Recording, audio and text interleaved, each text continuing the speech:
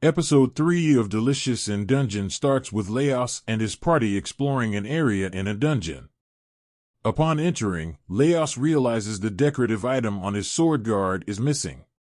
Though he could care less if he lost it or not, Leos tells the others the item serves as a memento of some kind. This triggers Leos to recall events when he was a beginner adventurer who joined a gold-peeling crew party. During this time, Leos and his former party enter a castle and discover a room full of stationary knights called living armor. Each armor harbors the same sword guard Leos rambled on about in the present. Suddenly, one of the armor kills one of Leos's party members, enticing Leos to retaliate. Despite using the armor's weapons against it, the armor ended up killing Leos during that expedition. In the present, Leos tells Marcel he lost the fight but walked away with the emblem as a reward. Leos ponders what the armor tastes like and asks Senshi how he'd prepare an armor-themed dish. Senshi tells Leos that the armor's metallic nature makes them inedible, which upsets Leos. Our heroes continue exploring the area and run into the same armor from Leos's gold-peeling days. Senshi and Leos put up a decent effort against the armor, but Marcel realizes they're blocking their path. She suggests that she and her allies retreat for now. After escaping, Leos wonders if a magic user is controlling the armor since they're more hostile than normal. Leos develops a strategy that will help them resume their journey. While Marcel, Chilchik, and Senshi combat the armor, Leos makes his way to the door the armor were guarding earlier, opens it, and enters the new room. Leos spots a lion-themed armor in the distance and knows he'll need to combat this warrior alone. While fighting, Leos notices the lion-themed armor has an egg case on its shield, indicating that it's protecting a creature. After connecting the armor's origins to their supposed goals, Leos indicates the armor are acting on their own accord. In conclusion, Leos believes the armor have weaknesses and are edible beings. While his comrades struggle to stop the armor, Leos ponders a way to defeat them for good. He believes it's best to deduce what type of creature the armor are. Since he can't match the lion-themed armor's strength, Leos attacks its shield to catch it off guard. Leos successfully grabs the armor's helmet and sticks his broken sword inside it. A mollusk pops out, signaling to Leos that multiple mollusks are hidden inside each armor.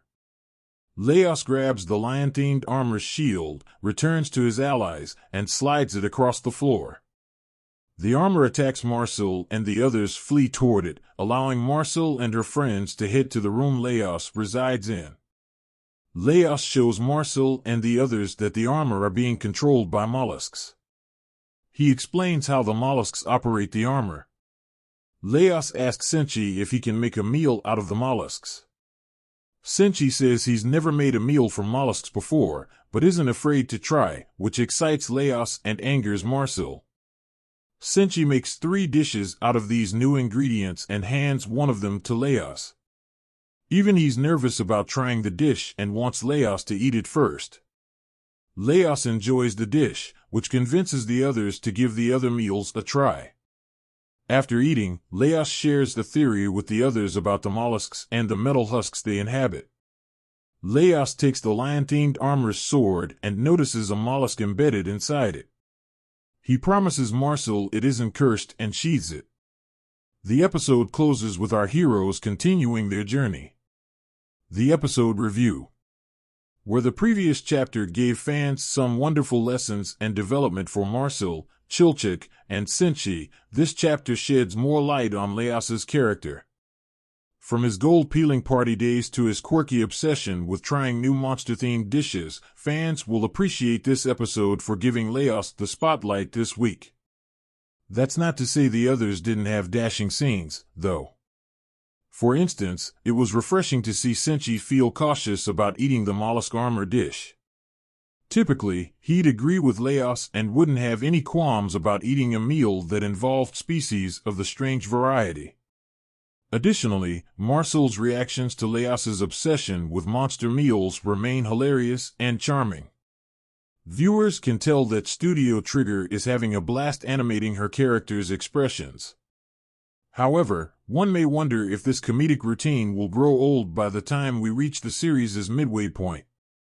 Overall, this was a nice episode of Delicious in Dungeon. It doesn't delve into Leos's early beginnings as much, but it offers enough action, humor, and lighthearted segments to keep viewers entertained.